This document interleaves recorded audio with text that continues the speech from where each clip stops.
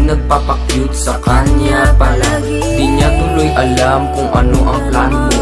Gawin mo siyang reyna dyan sa puso mo. Alam na ng lahat ang iyong nadarama.